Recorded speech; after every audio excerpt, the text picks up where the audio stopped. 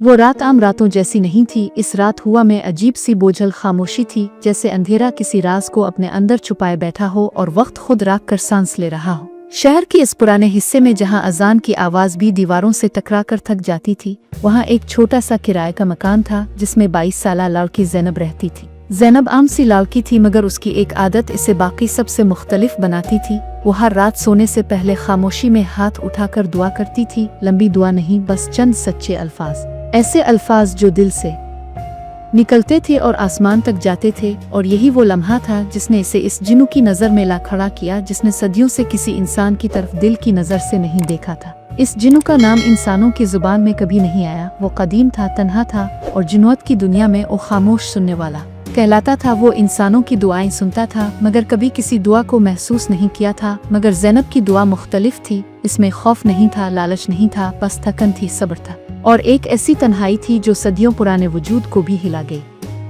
पहली रात इस जिन्नू ने सिर्फ सुना, दूसरी रात इसने महसूस किया, तीसरी रात इसने ज़ैनब के कमरे के कोने में अंधेरे की सूरत खड़े होकर इस दुआ को अपने अंदर उतरते महसूस किया। ज़ैनब को कभी मालूम न हुआ कि जब वो आंखें बंद करके दुआ मांगती है तो कोई है जो सांस रोक के इसकी आवाज़ सुनता है। मगर जल्द ही चीज़ें बदलने लगे। ज़ैनब को महसूस होने लगा कि वो अकेली नहीं रही। रात को पंखा बंद होने के बावजूद हुआ चलती बल्ब जलता बुझता और कभी कभी इसे लगता जैसे कोई उसके सजदे के दौरान उसके करीब आकर बैठ जाता हो। मगर ये एहसास खौफनाक नहीं था, बल्कि अजीब तौर पर महफूज था, जैसे कोई इसे टूटने से बचा रहा हो। वो जिन्नू इससे मोहब्बत नहीं करना चाहता था, क्योंकि जिन्नत की दुनिया में इंसान से मोहब्बत सबसे बड़ी सजा है। मगर वो दुआ उसके अंदर एक ऐसा दरवाज़ा खोल चुकी थी जो सदियों से बंद था। वक्त के साथ साथ ज़ैनब की दुआएं लंबी होने लगे और हर लफ्ज़ के साथ इस जिन्नू की ताकत कम होने लगी, क्योंकि जिन्नू जब किसी इंसान के एहसास से जड़ जाए तो इसका वजूद बटने लगता है। ज़ैनब को इस सब का इल्म न था,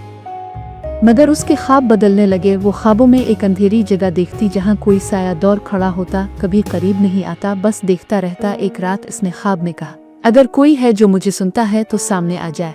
और यही वो जुमला था जिसने कानून तोड़ दिया। इस रात पहली बार जिन्नू ने अपनी मौजूदगी जाहिर की, मुकम्मल शक्ल में नहीं, बस आवाज में, एक भारी मगर थकी हुई आवाज। मैं सामने आऊंगा तो तुम्हारी दुनिया बदल जाएगी।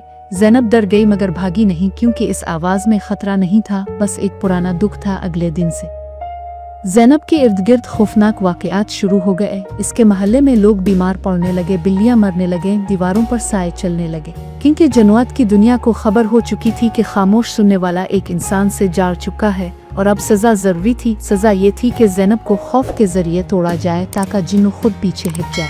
मगर ज़ैनब टूटी नहीं। वो हर खौफ के बाद दुआ करती रही और हर दुआ के साथ वो जिन्नू मजीद कमज़ोर होता गया। आखिर एक रात जिन्नत ने फैसला किया कि ज़ैनब को अपने साथ खींच लिया जाए। इस रात ज़ैनब के कमरे की दीवारें सांस लेने लगे, छत से सिया धुआं टपकने लगा और फर्श पर साए रेंगने लगे। ज़ैनब चीखी नहीं, बस सजदे में गिर गई। और यही वो लम्हा था जब इस जिन्नू ने अपनी आखिरी ताकत इस्तेमाल की। इसने ज़ैनब को नहीं बचाया बल्कि खुद को ख़त्म कर दिया। इसका वजूद दुआ में तहलील हो गया। अंधेरा चीख कर बखर गया और अगली सुबह ज़ैनब जिंदा थी, मगर कुछ बदला हुआ था। अब जब वो दुआ करती है तो इसे लगता है जैसे कोई जवाब में सांस नहीं लेता, कोई सुनता नहीं। मगर कभी कभी रात के आखिरी पहर जब वो आमीन कहती है तो हुआ जरा सा राग जाती है, जैसे किसी ने अलविदा कह दिया हो। और यही कहानी है इस जिन्नू की, जो इंसान की सूरत से नहीं, इसकी दुआ से मोहब्बत कर बैठा और जिसने मोहब्बत की कीमत अपनी हस्ती देकर अदा की। क्योंकि कुछ मोहब्बतें जिस्म से नहीं, आवाज़ से पैदा होती हैं और कुछ जिन्नू इंसान को नहीं, इसके रब से जाने के तरीके से चा लेते हैं।